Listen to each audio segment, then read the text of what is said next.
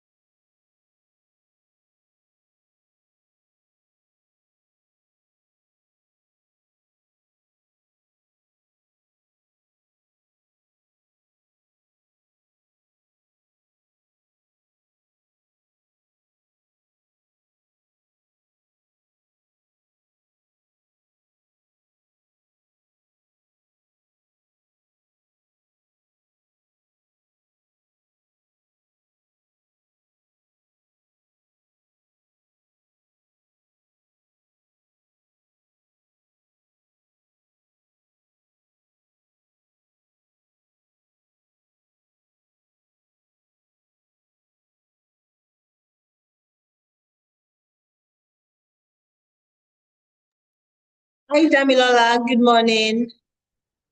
Hello, good morning. Good morning. So, we are 5 minutes. We are 5 minutes into the panel, but I know we've not started anything. So, I think Paul Apomoje is around with here in person. I'm trying to get his slides. All right. Yes, but Okay. Taslim Olashibomi is not here in person, and I've not seen him online either. Okay.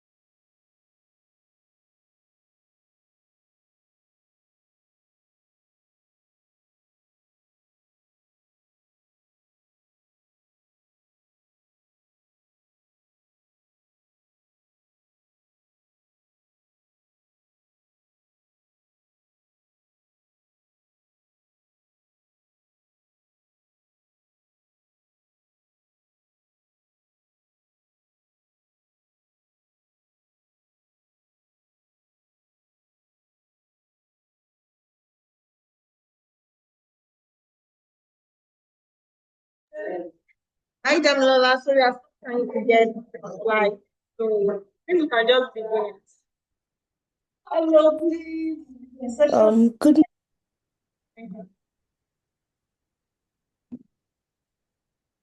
everyone. My name is Oluwa Damilola Ogumukowa, and I am the chair of this panel. Well, welcome to the panel, and thanks for joining online and in person. Our panel is titled Mobility in African Cultural Productions, Navigating Discontinuities and Exploring Transnational Networks. And what we are going to be looking at basically is migration and movement within and outside Africa. So right now we have just two panelists, Paul and I. Introduce Paul, and then we'll begin this presentation. Paul Akpomuje is a PhD candidate in the Faculty of Education of Queen's University, Kingston, Ontario, Canada. He's a research fellow with the Revolutionary Demand for Happiness in Black Studies program at Queen's. His research is on visa stories, which explores the migration experiences of Nigerian immigrants in Canada and the implication on their identities. Paul's research lies at the intersection of education, migration, Black and African studies, poetics, popular culture, and social study. So, Paul, over to you. And please know that you have 20 minutes.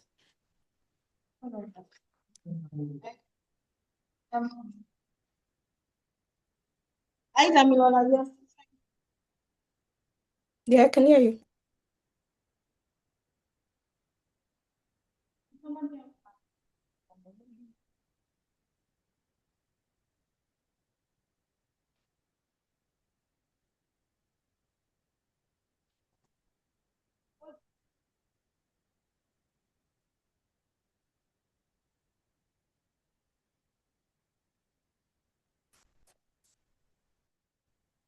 Hi, Damilola. Did you get that? Yeah, I can hear you. So Sorry? I said get just trying to get Paul's slides. It's a very large file. Okay. So can somebody else just maybe go ahead? Well, that will make me the next person because the other participant is not here. Oh, okay. I think I can go. Okay.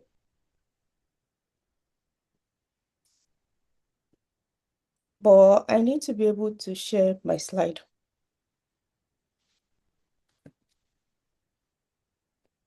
No, just this is Okay.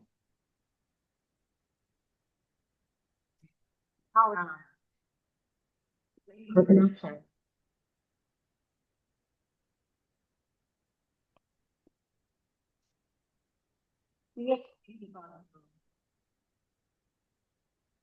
Hi, good morning, everyone. My name is Oluwadamilala Ogumuko from the University of Wisconsin. Can we see my screen? Yes, you can. All right. So, all right. So I'll be discussing how mobility focuses on the experience of a Senegalese film. My paper is titled Chronicles in Transit, Global Mobility Regimes and Desirable Subjects. Titled Totem is directed by Dutch filmmaker Sander Burger, and it chronicles the life of the Diabis, a family of four who are asylum seekers in Holland. It narrates the life of African migrants and utilized African magical realism to illustrate how African subjects are embroiled in debates on mobility privilege and who is considered desirable. Now that a brief groundwork of this, so my paper is going to follow this format. I'm going to do an introduction, a brief synopsis of the film, Totem, and then my analysis. I am interested in how this film draws from African episteme to disrupt Western border formation. I have about 20 minutes to present my. I will just focus on elements of the film that I find interesting and how it relates to today's discussion. And then we can unpack that more in the Q&A section. Movement and mobility have always been political. However, the modern project complicates mobility through the invasion of the global south by the global north and the transatlantic movement of enslaved Africans south and global north has been fraught with inequalities, one of which is who is considered a global citizen. As globalization and technology continue to grow, states are now utilizing sophisticated methods to control who may enter in as have termed mobility regimes. The concept of mobility regime was coined by sociologist Thomas Feist, who developed this framework in the late 1990s and early 2000s. Feist used the term to describe ways that states and other institutions control human movement across borders through various policies, laws, and practices. His work emphasized how different categories of migrants experience different treatment based on factors like nationality, class, race, and gender. Fai's conceptualization of mobility regimes marks a shift in migration studies by extending knowledge on the structural dimensions in which mobility is controlled and stratified. Building on Feist and the works of migration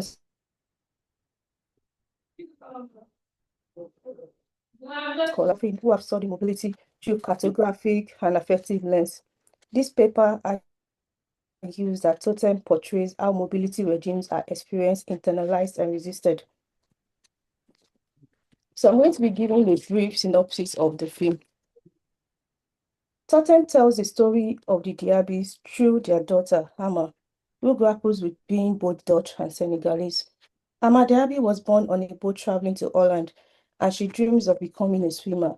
She has been primed by her father to never go to the police. So when she witnessed her mother's and brother's arrest by immigration, she hides from the police and tries to locate her father, who was at work when the police arrested her family.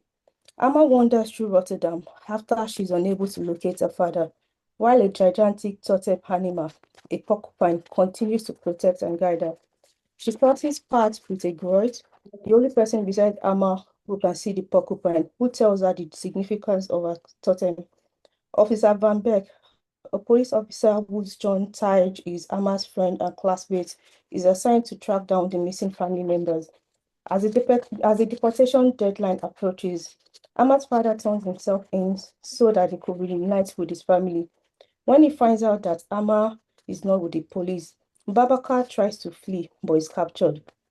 Officer Van Beek locates Amma and takes Babacar with her, but Amma flees on a boat when she sees her father with the police. Babacar jumps inside the ocean so that he can catch up with his daughter.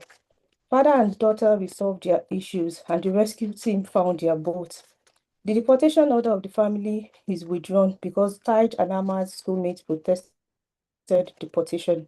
At the end of the film, Amma participates in a swimming competition, and her role model, Vanomiko Mijojo, a popular Dutch swimmer, visits to wish her good luck. And then the film ends on this note. So I'm going to be moving to the first element that I'm considering in this film, and that is the porcupine. The porcupine, like I explained in the synopsis, is the totem, and I see the porcupine as this character that can transcend borders. So porcupines are defensive animals who protect rather than hunt. Their quills, which are spike-like, could cause harm to their opponents. In some African cultures, the porcupine holds mythological power, and it is symbolically interpreted as an animal whose duality could channel protection, authority, or danger, depending on the circumstance. When a porcupine feels threatened, its quill can serve as both a shield and a weapon. The porcupine first appeared after Amma's mom and brother were taken by immigration, and she hid at the playground behind her house in hope that she would reconnect with her father, who was at work at that time. As she hides in the treehouse, cold and scared, the porcupine's fall appeared. The materialization of the porcupine at that particular time mirrors exactly what Amma feels. Not aggression against the Dutch state, but defense against its violation. When Amma first encounters the porcupine, the totem establishes what I call selective visibility. It appears to her when she needed psychological support, while it remains invisible to people who might take advantage of Amma's vulnerability. The porcupine serves as Amma's protector, and is protected her from getting lynched by the police dog by forming a shield and by activating its quills to send them off. The dog retreats, not because they are physically threatened, but because they encounter something their training has not prepared them for. European surveillance systems are designed to track human movements, not interspecies spiritual alliances, and the dogs are unable to confront such phenomena. The porcupine serves as a foil that counters European surveillance system. Through its visibility politics, it is able to guide Amma through the surveillance system and map out paths that lead her to help. It also tries to lead Amma to her father, keeps her company, and protect her. The first time Amma sees the porcupine, she feels cut off from her family and is now declared as disposable by the Dutch state. The totem arises when the state reveals its capacity to separate families and render what is considered undesirable bodies illegible to its system. The totem emerges from Amma's trauma. This suggests that it is a spiritual protection from the state violence Amma is exposed to as an illegal alien. The porcupine helps Amma navigate the fluid boundaries between legal and undocumented status, and between being Dutch and Senegalese. The development of, you can see, the porcupine plot refines politics of recognition. First, it appears to Ama, and then the Groet, who embodies a channel of cultural history and preservation, and then appears to her father during their reunion on the boat, when she challenges him about lying to her about who he is. And finally, Taj, after he proves himself as an ally instead of an informant. The porcupine's visibility is determined by who has Ama's best interest at heart. This selective visibility also relates to what Christina Shah calls Black annotation. That is, the way Black subjects must check the environment for signs of safety or danger that remain invisible to others. Porcupines use their quills to navigate space, to communicate with others porcupine, and to gather information. This explains why it could locate Babaka and lead Hammer to the grot. The porcupine's aquatic abilities connected to both the Middle Passage and dangerous contemporary Mediterranean crossings. It symbolizes ancestral knowledge about surviving the ocean and how the ocean have historically been linked to the site of Black Death. This is demonstrated when it rescued Babaka and prevents him from drowning. And I'll be moving to the next element here, which is the Groit, the character in the film. And to me, I see the Groit as the keeper of borderless knowledge. In the film, the Groit represents indigenous knowledge system that creates and transcends modern nation states.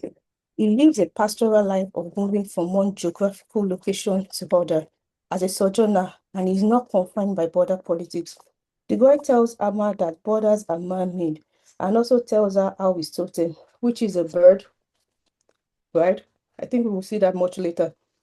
Is not confined by border politics. The bird embodies natural immigration patterns that ignore human imposed borders. Birds migrate seasonally without passport, visas, or documentations, and their movement follows ancient routes that predate any political boundaries. This natural mobility serves as counter-narrative to the criminalization of human movements.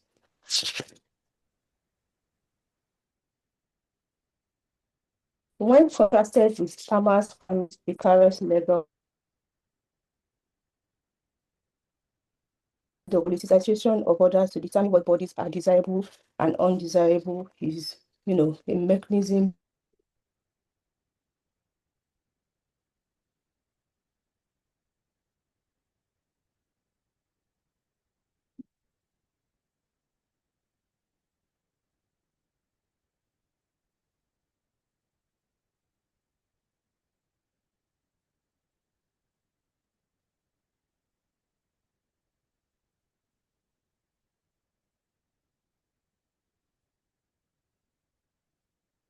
and migrants has relegated to the same invisible labor that sustained European economies during slavery. He contributes to the labor force of Dutch as an essential worker, but is invisible to the government because of his undocumented status. Babaka demonstrates how Black labor, or in this case, labor of undocumented African immigrants, remain hidden. This is akin to how enslaved labor was erased from accounts of colonial wealth accommodation challenges the parochial view immigrants contribute nothing to their host country. The boat becomes a recurring site where these historical continuities become parallel. The 38-hour deportation deadline that Mrs. Van Beck was issued to deport Diaby's functions with the same temporal urgency that oversaw slave auctions. Decisions about Black bodies must be fast-tracked before their humanity becomes too visible. The final boat scene where Amma and her father almost drown symbolizes the drowning of Black immigrants in the Mediterranean Sea. It also references historical moments like the transatlantic slave trade and the Lampedusa tragedy. The boat also functions as what Edward Glissant calls a site of memory, where the Middle Passage trauma transforms into possibilities for healing that surveillance system cannot penetrate. Babaka is honest about his shortcomings and becomes vulnerable to his daughter on a boat without feeling the need to perform as an acceptable immigrant. Their conversation occurs in a space where Black interiority can finally emerge without being labeled. monitored and judged by the system. Unlike the surveilled metropolitan spaces where every movement is tracked by the state, the boats exist on a body of water where surveillance cannot be monitored 24/7. When Amma and her father reconciles on the boat, they are temporarily out of reach of the hyper-surveillance system that tracks every movement. Totem is a narrative that shows a Senegalese family on the move, and their encounter with the global mobility regime reveals the architecture of border politics that determines the desirable and the undesirable. The metaphysical elements in the film challenge the Western state's monopoly on defining belonging and mobility. The film's subtle engagement of ancestral history through totems and water both demonstrate how the movement of Black bodies have been regulated at different historical points. Rotterdam is a port city that contributes to the movement of enslaved people during the chattel trade. I invoke Rotterdam as a genealogy of places like the Lampedusa, Atlantic Ocean, and Mediterranean Sea, where the mobilities of Black bodies are politicized. So yeah, I welcome questions and comments when we move to the Q&A section. Thank you.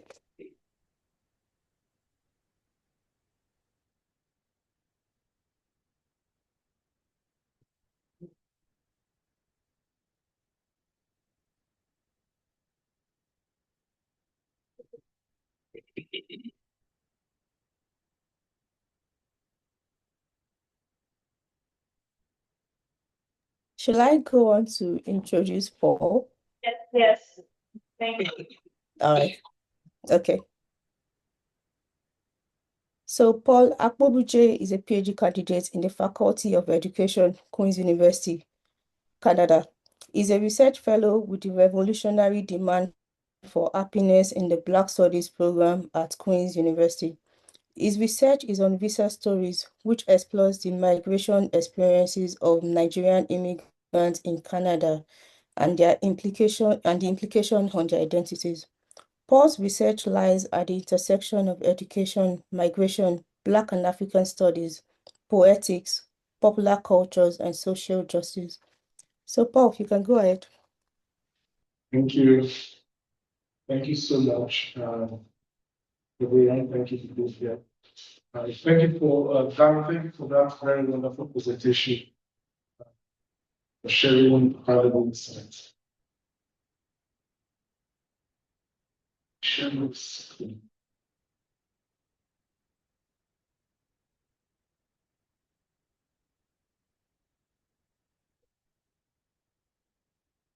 Okay. All right, thank you. Again, my name is Paul. I'm representing my paper, which I titled Jocular Migration Narratives, African Critical Narrative Inquiry through the eyes of Nollywood documentary, Visa Arrival. I don't want to see that series. So we watching the series on YouTube? On YouTube, yeah, absolutely. So we're going to be having a refresher of this series in this presentation today. Next slide, it's okay. My presentation will cover some of these topics, problems to blame from the work. How I'm interested in thinking about how African migrants are routinely misrepresented in global ambition narratives. Oftentimes, when I teach in the University of Queens or anywhere in Canada, I often bring up these kinds of conversation about how African migrants represent the global migration narrative and how do these representations, impact their identity. So this is largely what my research is interested in looking at. And so I'm now again very much interested in how humor is used, to resist these kinds of narrative. So that's what brought me to this conversation. We're thinking about how humor, comedies, and whatnot is used to dismantle stereotypical migration narratives of African immigrants in the global north. So again, oftentimes, as we all know, we see African migrants, Nigerian migrants depicted either in ways that are very pejorative. We'll talk about that later. Often seen as desperate, as fraudulent, and also continuity in victimhood representations. So how this dominant discussion will raise the complexity of migration itself, also oftentimes, erase agency and joy. So for this research, I'm interested in looking at some of these nuances. There's an increased migration from the global south to the global north. Everybody already knows that. Post-COVID, before COVID was a very big deal. Post-COVID, migration from the global south to the global north, skyrocketed. And a lot of people, again, we are all familiar with the Japa syndrome. And then what this has caused really is to increase the securitization of borders. And if you read the works of Brown 2005, Brown 2015, if you read the works of Leon 2007, Foster, Walia, they all documented how the securitization of border has increased over the last couple of years and how this securitization perpetuates certain forms of discrimination. Again, Nigerian migrants are often framed, as I said, pejoratively in global migration discourse. And Adini Obinake 2018, 2019, Doga, Njoruge, Bimbe, have all reported this. But one particular report that was of interest to me that has continued to inspire research is the Canadian House of Commons commissioned research in 2022 to explore migration visa issue, the Canadian immigration system. And it will be interesting to note that Nigeria was mentioned in that report a couple of times. And when Nigeria was mentioned that, when Nigeria was described as one of the 30 dirty countries by that report, while other countries were not mentioned specifically, it was mentioned that Nigeria and some other countries are referred to as dirty 30 countries. And people refer to these countries, Nigeria and these other countries, as dirty 30, were actually immigration staff in Canada. So what that also tells us is that there's an overwhelming way that Nigerian migrants have been described in migration resource that impacts immigration experience. So sometimes you apply for visa and you get rejected, whether in the US, whether in Canada or other countries. It's not just about you or your application, it's about the stereotypes, about the global, collective narrative or the collective stereotype about people who look like you, who are Nigerians that are out there. So that's exactly what that report was talking about. And as we know, Nollywood is a cultural archive that has documented, the representations of Nigerians in Africa, in global migration discourse. You read the works of Polugo, for example, or you read the works of Kajeta Heka, and the host of all that. They have documented how Nollywood continues to, document these representations through films and whatnot.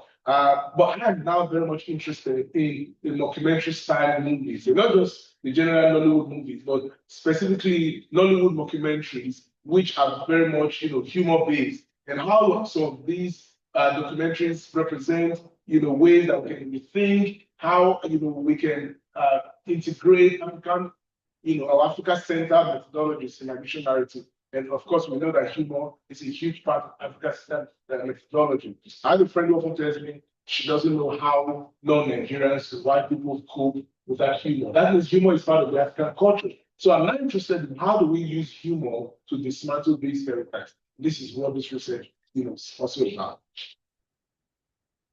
I want to draw on the theoretical framework that Sarah Ahmed has described as affecting economies. And I'm describing this framework as humor, as effective capital.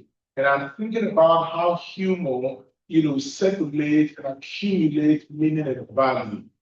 I am interested in looking at how humor, helps to subvert trauma and how humor helps to reclaim dignity. I'm interested in how humor helps to build community, even within African diasporic communities. So this is like something I've become very much interested in. And if we think about humor as capital, I want to use it to read or analyze, visa on arrival, and in thinking about how humor is used to create those dismantling, or how humor is able to dismantle those structures of bias against African immigrants, and more specifically Nigerian immigrants. But more importantly, or more specifically, how is Black laughter both a process of healing and subversion? And I'll talk about this later and how Black laughter is sort of this theory. I came up with this theoretical or this methodological framework, which I describe as African critical counter-narrative inquiry. And I'm doing this and I'm coming up with this inquiry because I've come to realize that the dominant narrative approach out there, like the popular narrative style that we think about, are very Western-centric and are very Euro-American in terms of the ways, the kinds of stories that are told using those narratives are very Eurocentric. So how do we think about African critical counter-narrative inquiry? And in doing this, I have drawn from the works of actually Lebe's work, specifically Lebe's Post-Colony, which published in 2001, and also from David Lucina's Story as Methodology, published in 2011. With these two frameworks or with these two seminar works, I'm also drawing from critical race research, also given that my work is hinged on critical race theory. So these three works, critical race research and the other two, they have led me to think about how do we come up with an African critical counter-narrative inquiry. And I identified three onto epistemological orientations. But for the sake of this presentation, I'll be focusing on two of those onto epistemological orientations. And these are resistance through narrative. And for this paper, I'm describing it as resistance through humorous narrative. And how do we think about laughter as refusal and the colonial and the colonial? How can we think about laughter and humor as methods, of the coloniality? And how can we think about laughter as a form of refusal? And sometimes how do we think about laughter as a form of refusal as well? So that's one orientation that I'm thinking about with this work. And the other one is Afro joy. I'm also thinking about how joy is not just a means of escape in African ontology, but how joy itself is also a means of strategic dismantling. So I describe it as strategic affair. Joy becomes very critical in what we think about Black laughter as a form of intellectual and political work. So in this research, if you look at Visa and Arrival, as we're talking about, you watch the series and then you laugh and laugh, but in this sense, I'm thinking about how that laughter itself is doing political work and is doing the work of decoloniality, is doing the work of dismantling stereotypes and bias against African immigrants, against Nigerian immigrants specifically. And then I also draw on I think I've talked about this one.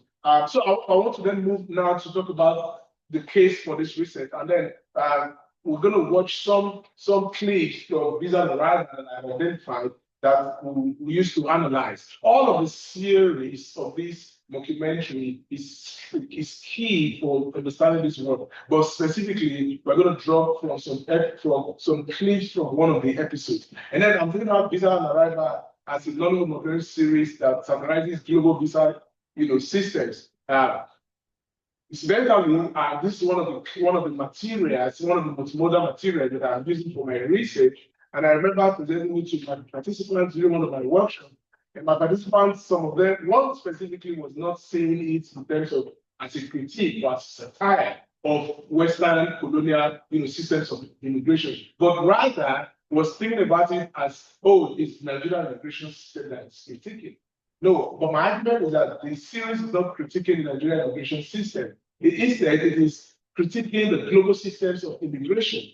And then we'll see that in this. And I'm thinking about how humor, irony and exaggeration is used in this series, to portray how Nigerian migrants engage with the of democracy. And if you've seen some of this series, and as I will invite you to see after this presentation today, you would understand how the systems of migration, analysis of migration in the global sense has continued to perpetuate bias and harm against Nigerian immigrants. So I'll share some of these clips now. So let us enjoy this particular one. Just look.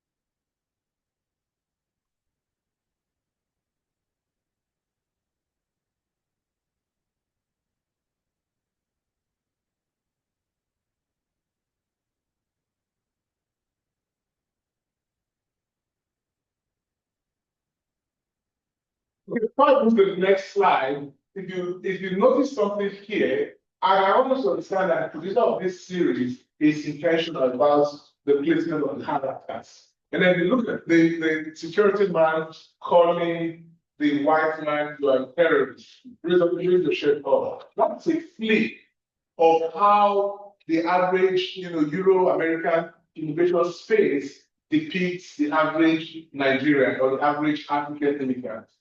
By stereotyping and calling you a racist and what you are a terrorist and whatnot. So it takes that lens, it takes us to introduce that critical lens to understand the flip, the satire and the irony, parody that is going on there. And let's go to the next slide, please. The next one. Yeah, this is another two emotions.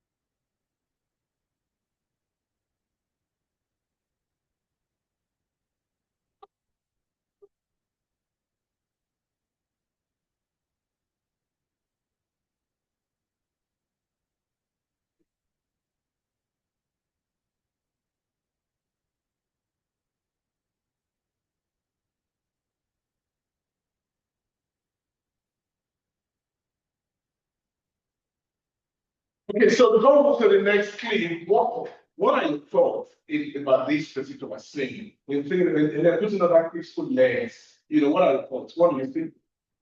For me, I think this is a fact that well, I see a repetition of colonialism. If you if you compare it with the colonial problem, saying the whites came, dominated us in space and all that. That is exactly what I see. Yeah, that the white man comes to our space and then owns the infrastructure and structures of violence with which he is using to a kind of get what he wants. And that's what I see. Yeah, no, that's very, very fantastic point. And I'll come to that point. There's another person who wants to chime in. Feel free to chime in this presentation. Feel free to chime in. Yes, anyone else? Yes, Tilly. Okay, so what you've said is very valid. What you see here is what critical theory described as whiteness as property, where whiteness becomes the currency with which you can access space. So in other words, you see, African immigrants, you can't do this kind of, you can't exhibit this kind of character and still get your visa approved. You can't, if you are a visa applicant or you apply for visas as a Nigerian, you work on eggshells. You want to be extremely careful. You want to be extremely polite. You want to be extremely, cautious so that you are approved. Well, this is somebody who represents whiteness, who comes to space to take space.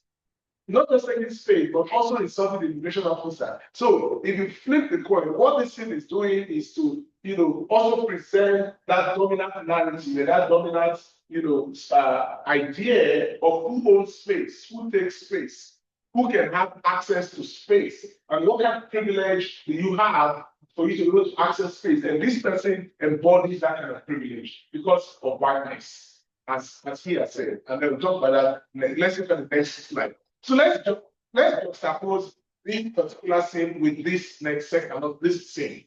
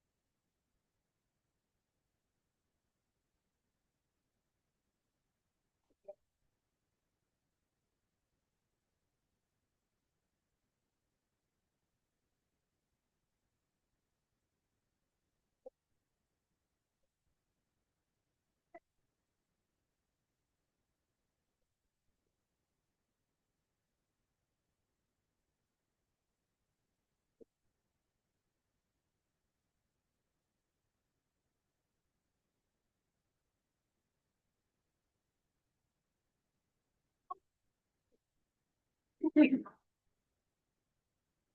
let's go to the next slide. Okay. So if we think about this particular scene, a couple of things have emerged from my thinking and from my, engagement with this. For example, the humor in this is an arrival, helps to challenge bias and stereotype. Just even from this last thing, you see how the immigration officer is talking about before you know you go to Jamaica, before you know you get pregnant, before you know you born dada, you start smoking, you go. These are theoretical language with which the global immigration system depicts and describes immigrants from the global south. So these labels. So if ours, for example, as Immigration Canada, if they would depict or describe Nigerian immigrants or Nigeria as among the dirty countries. So this is the kind of stereotype that you see out there. So when you apply the visa, these are the kinds of things that come to your file that you didn't put in your file, but they come to your file.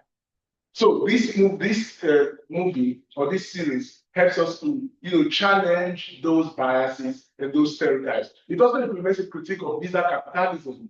And if you check this, if you watch this series, you see those deniers who come with pay. People have to reapply. They say go and reapply, and this is exactly how the immigration system works. It's built on capitalism, and that profits a lot of institutions. As a matter of fact, there is this what I call visa industrial complex. BFS, for example, if you go to BFS in Lagos here or even Abuja, you see pipes are connected. To make a photocopy of your passport page, you pay thousands of naira, something you pay a couple of naira outside. So it's a chain. So there's biometric, there's medicals, all of those things are all connected as an industrial complex. So, but the movie also centers joy. The humor, the laughter, and whatnot helps us to approach, this seemingly traumatic experience in a very, joyful way. And then you are laughing, you are smiling, but you are engaging, you are critiquing and demonstrating resistance to narrative. And it says that this is very important, the fourth one, it says that intersectionality in migration narrative. And if you think about this very last thing, how the person is asking, where's your husband? Are you going to travel without your husband? Oh, whose money is this? So those kinds of intersectional ways of that and identities, ways of understanding immigration, about how many women can access space, can access capital to travel. If a woman has to travel, she has to think about where do I keep my child? Oh, what do I do with my husband? And whatnot. But oftentimes, if the man has to relocate, it's very easy. They pick up their luggage and then they go to say the woman is going to figure out how to take care of the kid. So there are these, elements and lenses that we need to use to engage, and these are, built around intersectionality. So just to conclude, because of time, the next slide, please. So the big question, I guess, is now how do we think about how this movie, shows us, humor as a method of cultural critique that critiques, global cultural celebration, and including even, Nigerian African, stereotypical cultures. It has to be a man who has to travel, women have to stay at home to look after the kids and whatnot. So it also critiques those ways. It's also a means of joint resistance. As we have seen here. And I'm reading humor not just as a trigger entertainment, but as a critical evidence and as theory, and reveal how African migrants perform resistance through satire and challenge, of course, the dominant portrayals with creative counter narratives. Thank you very much.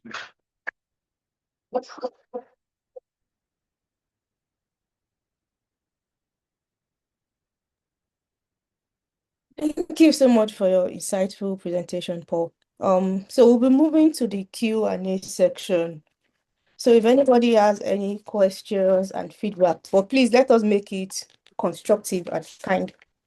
Thank you.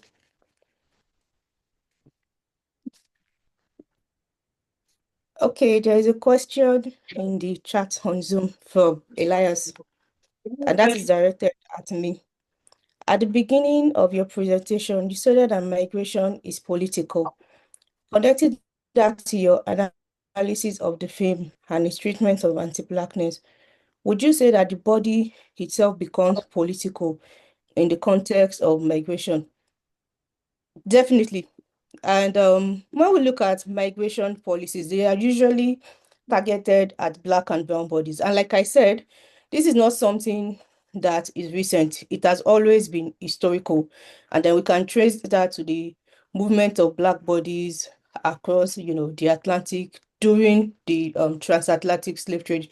And then if we even look at recent politics in the global north on migration, and I'm also linking that to Paul's presentation, right? It's usually targeted at people from specific location, right? From the global south, people from, poor countries are facing political instability and all of that.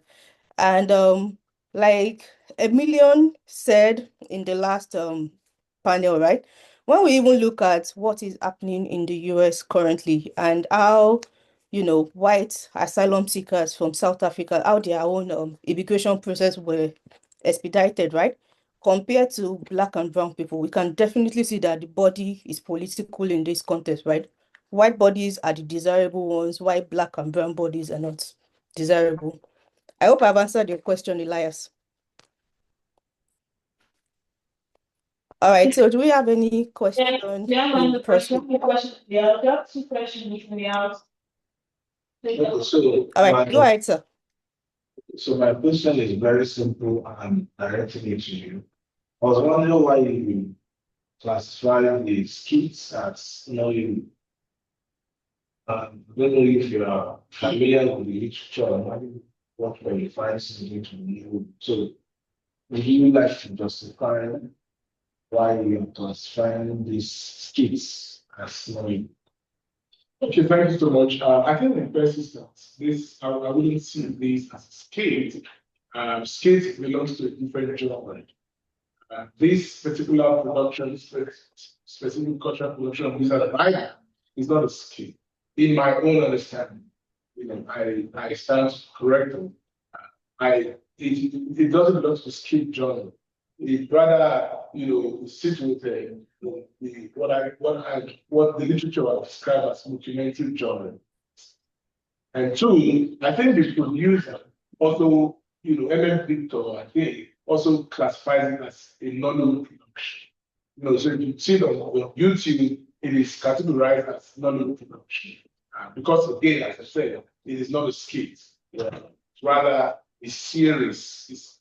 I don't know this. I don't know if this wouldn't be like an opera, something, but I think it's rather a series. And what I describe as confusion. So what you need to do is to look at the literature that defines knowledge, series, and all that. That calls it Nollywood, doesn't mean Nollywood. So I would love you to read people like Jonathan Yates, Koloran, Alexander Jolowski, and even our own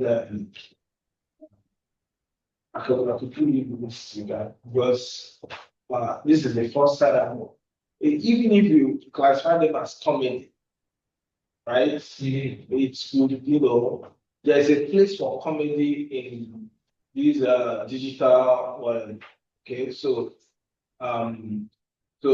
it looks like more of, well, I think you should just try to define why you are calling it or justify why you are. Don't just say that's what you feel like. There should be a literature or maybe that supports your view that they are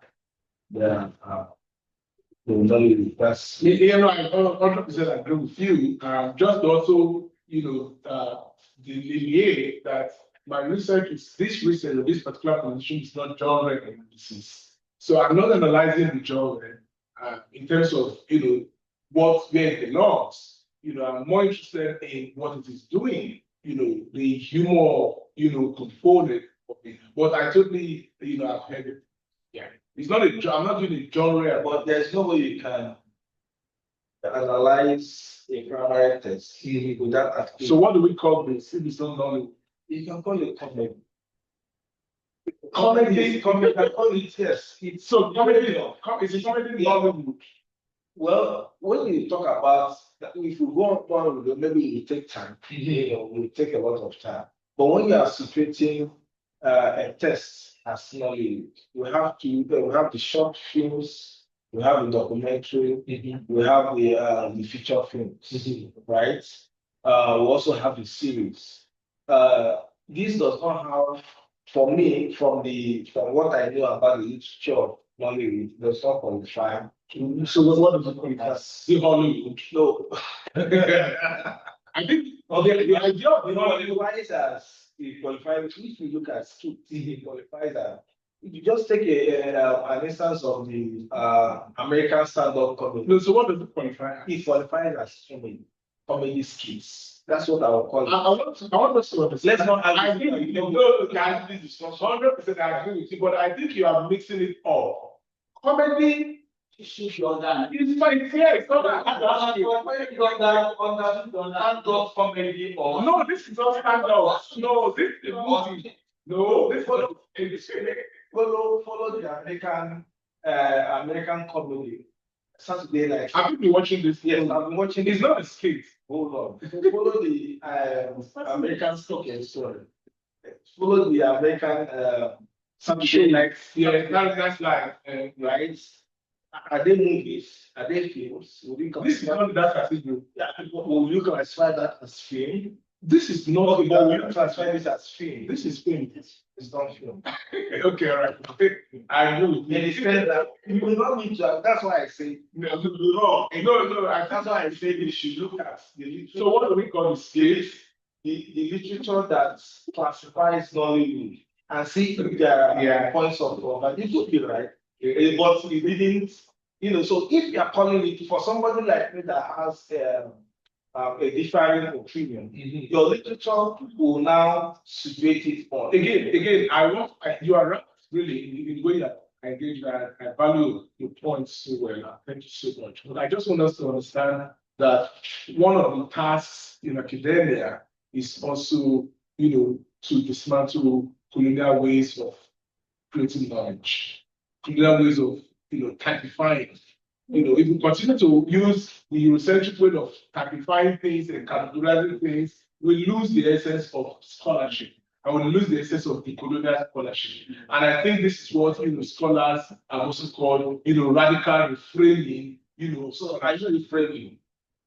You want us to box it as something. So if you are framing it, so set out, tell us this. Why in my own opinion, this is Nollywood. Beautiful. And it's a film. So what you have to do is to justify it using literature. That's just what I'm saying. And I've done that. We go to my background. Okay. Yeah. You check the background. Thank you so much. Thank you very much for your presentation. And please permit me, this is my voice. No. So I made some notes. You said I'll say this short classification based on this series. You pointed out that humor as counter surveillance, laughter as refusal manipulation, and all this. Things about resistance and refuting the vulnerability. I have a problem with this particular series. I mean, those clips you showed us, and I happen to have seen one or two in the past. To me, it's not challenge those levels to reinforce them. The ones you've seen in here, all they show is corruption in the system.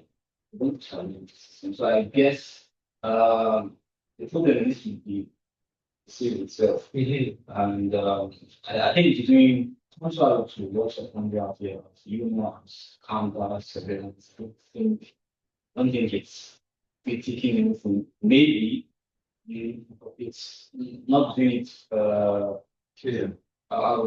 Exclusively. constructively. Okay. It's just maybe additionally. And we tend to be sentimental when we watch it, but we classify it as. But then imagine a white person sees this list. It should reinforce. So Yeah. So it's not really, it doesn't challenge me, it's just reinforcing those things. So I would appreciate if they get another series that actually does for the actual challenge. This, I mean, the first time I saw, this one you even showed, because That's what I'm going to ask. I saw those films and was just driving, you're driving the gas and Yeah. a couple of others I've seen is just corruption for the system. Yeah. So it's nothing. Yeah. I mean, any counter. Yeah. Yeah. No, I'm going to just first add so that you response to that. So you can also say you are working on a selected, because if you are looking at, I'm following this series. In fact, I had some of my students write on it, the undergraduates and everything. So the dominance is like, you also made reference to somebody where you presented this, mentioned this same issue, that in more of critiques Nigerian relations. So this particular sequence or episode is not dominant in the series. What is dominant is what he is referring to: the corruption, the bribery, the harassment, of course, stereotype is there, particularly when you look at movie, how it relates to women and all that, the sexualization and all that there. Okay, but the issue I raised about, coloniality and all that, may not be dominant in the series. Yes. No, I agree with you. As a literary scholar myself, one thing I've come to realize is when we do parody and satire in Ireland, it is the work of the critic to impact it. It's oftentimes not the work of the producer. The producer puts it out there. It is the work of the critic. For example, I don't know if even if you have read John Gay's work, some of John Gay's work. Some of John Gay's work, even some of those scholars, like ancient European scholars, they present satire, and these satires are performed on stage. It takes the person who is guilty to see themselves in it. And that's oftentimes the way parody and satire works. If you're familiar with literature or satire, you're an irony. We already said irony. Like, the fact that this is an irony even makes it clear that the author doesn't want to put it out there as clearly as we would see it. It is when we engage in text, for example, in this conference, that we're able to see and see. Allow me to say, Yeah. no, I think the problem will be with last year, Naples, whatever was in place. Yeah. The Django, for instance, I'm not sure if it's in Django. Django was something that's in a solution of the and it's about slavery in America. Now, in this movie, the character played by James Fox, so really performing. Yeah. Inflicting pain and light. And now it's very funny and we can see clearly that we point out the feet and the past, the about status has changed. Yeah. I think now the problem is with wanting to, I mean, I'll thought the producer, directors, writers, or whatever. Yeah. People are making who put all of the effort on the viewer. Yeah. To do the whole meaning. To do the analysis. Yeah. At least make some effort. Well, I think film scholars like my brother here would have to write paper that. But I want to introduce you to some particular text. If you're interested, you'll read it. Then I have a forthcoming paper that I titled that paper "Blackness We See." And in that paper, I drew from the works of King and Randy Banking in the US, who put up their own blackness up for sale on eBay and described it in ways that racism is perpetrated on digital marketplace. It took the community to understand that this is what this pure satire.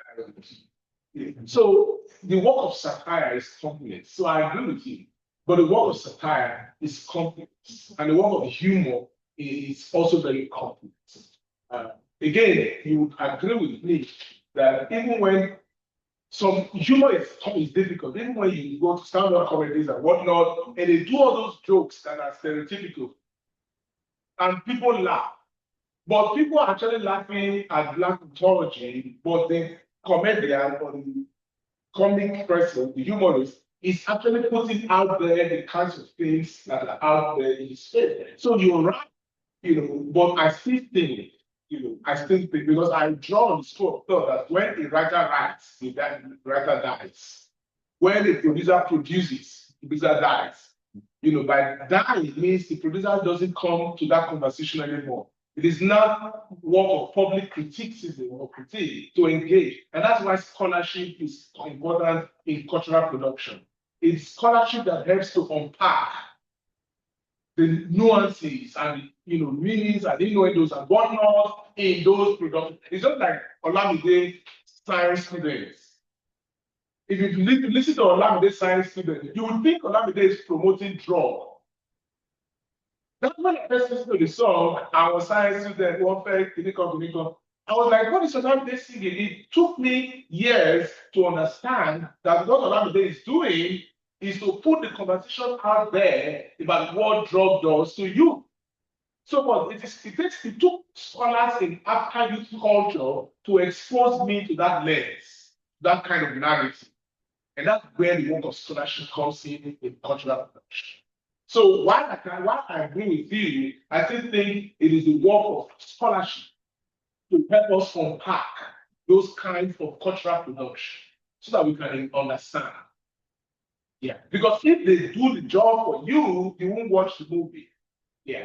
Well, actually, just on that point, the meaning can be of two ways. The meaning can be in many ways. Yeah. There are multiple ways of knowing a being. You're right. There are multiple ways, and that's why I said that's where theory comes. If you understand theory, how do we describe theory? We say theory is a lens that helps us to understand social reality. Yeah. So that's why we bring in theory. That's why I brought in the theory of African critical counter narrative into this conversation.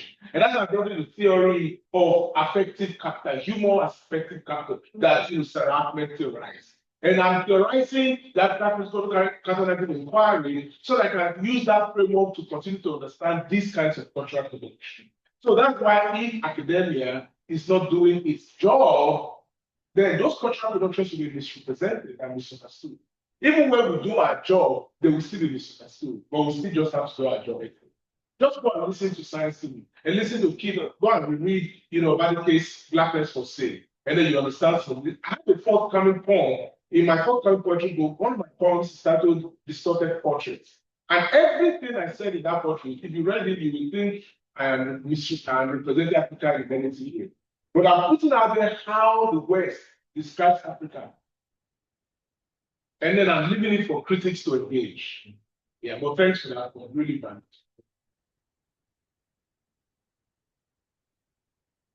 So we have one question online from both lecturers.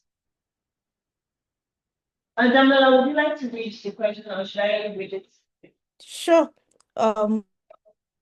This is from Emilion. My question goes to both presenters. How can you connect the systems of migrant disposability, Dami? And for Paul, migratory stereotypes popularized by media narrative to global systems of capital. That is, how do these systems construct migrants as unwanted, but still profit off Black migrant bodies? Well, thank you for your question, Emilion. This is quite insightful. So for me, I am going to be answering this through the lens of, global capitalism and what it does. And then in one way, I think Paul also mentioned how, these visa systems are cumbersome, and there are also ways that these people profit, right? You pay for visas, and then even though you are denied, you're never refunded. And sometimes people have to keep going for this process, right?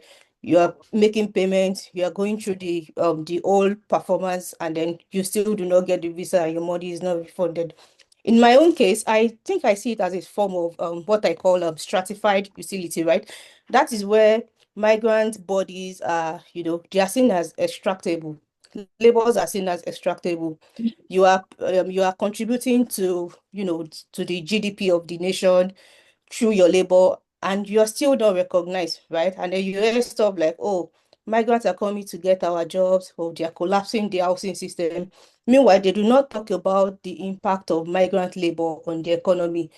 And even though I don't like talking about the US because of the current administration and everything, we can see that in the last election, right? Where Black and brown people were criminalized, and people from neighboring countries like Mexico and places that are close like Dominican Republic, like how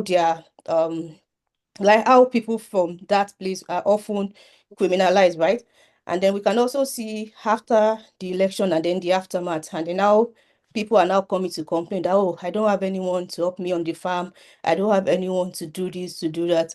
We can see how, these narratives about how migrants are coming to steal jobs, to do this, to do that, how most times they are lies, because if anything, migrants like they contribute to the economy of the nation, right? They are not just there to take. But I hope I have answered your question. Okay, Paul, thank you so much. you want Thank to you so go? much. Yeah, thank you for that question.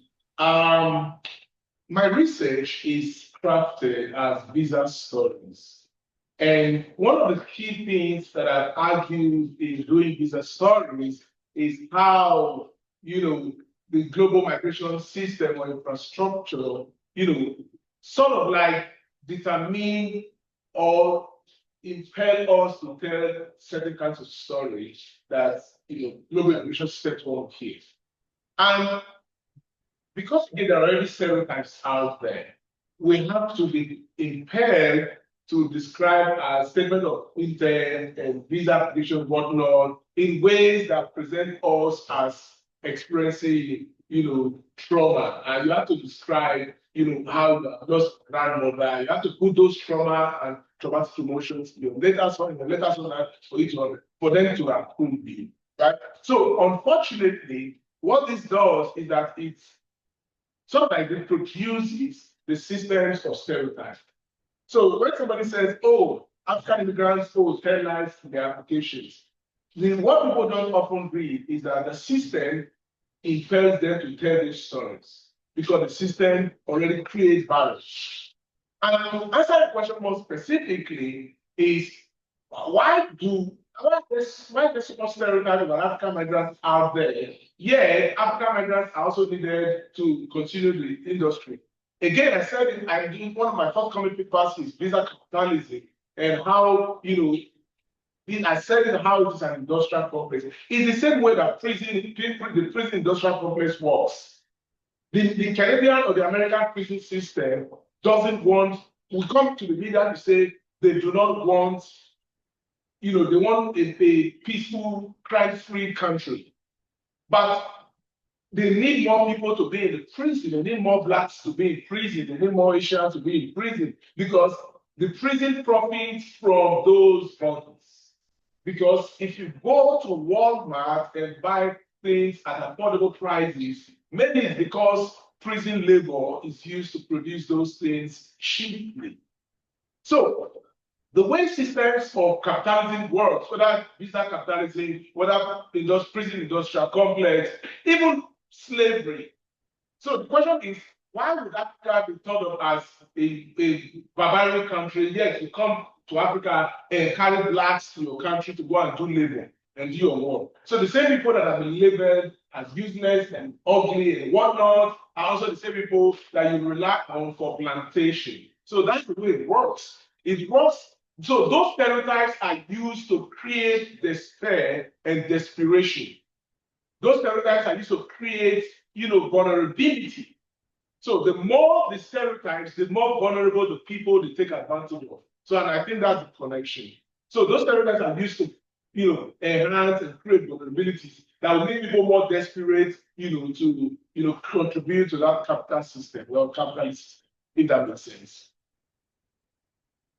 Yeah, and then to add to that quickly, we look at the UK right now and Canada, especially the UK in the last 5 to 10 years, right? They usually profit of international students coming in to study, right?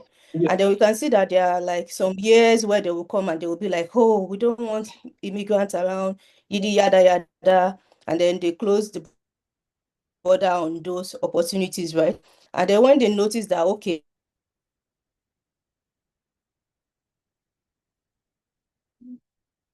Okay, just pick it up from there because that is already in the pipeline, I usually tactical measures of trying to secure papers because they've wasted money, they've wasted time, they've moved their lives, right? And they're just trying to look for that mobility, stability. And this thing is happening in Canada right now. Because right now, a lot of international programs have been scrapped, and then there are schools that are now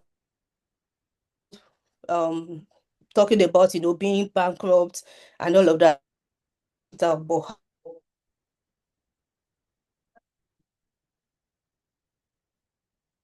you need avenues to create more resources, basically.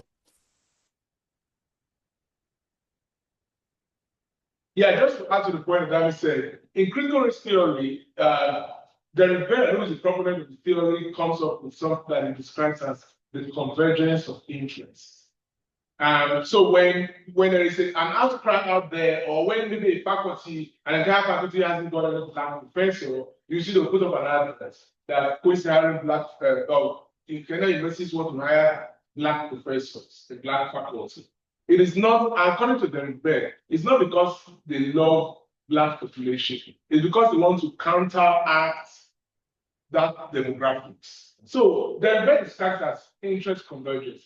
That the only time that black people, racialized people benefit from systems of capitalism is when that will also benefit, the only time that the black people will benefit is when that also benefits the system itself. And that's what that means, is trying to say there. In terms of, international students, for example, they contribute a lot to Canadian GDP to UK GDP, right? But when they have contributed so much, they create policies to limit there. There was a time that Canadian government or IRCC said international students can work full time, not 20 hours per week anymore. And they test run it, it's called the pilot for 1 year. The international students can now work full time for 1 year. Do you know the thing they put there? They said because of the Canadian labor shortage. They were not even ashamed to put that reason there. That due to Canadian labor shortage, international students can now work full time. We are running it for 1 year. So they use that 1 year to build the economy in terms of labor requirement. And after they stabilize, they say, oh no, this policy is not working. International students can now work 20 hours per week. So in other words, migrants and immigrants and black migrants and international student migration is weaponized and used, as cash cow. And also used as lab rat. Only when it favors the confidence. And that's the difference, if that makes sense. Okay, we have about 4 minutes left. Are there any closing remarks, questions, or feedback? All right, if there are none, I just want to thank you for attending this panel. And yeah, thanks for your questions and feedback, basically. Thank you. And yeah, I also want to thank Kelechi. Thank you for helping us with our technology. All right, bye everyone. It's Timmy. Her name is Timmy. Thank you. And Paul, I will send you an email. Thank you. All right, bye. Yeah.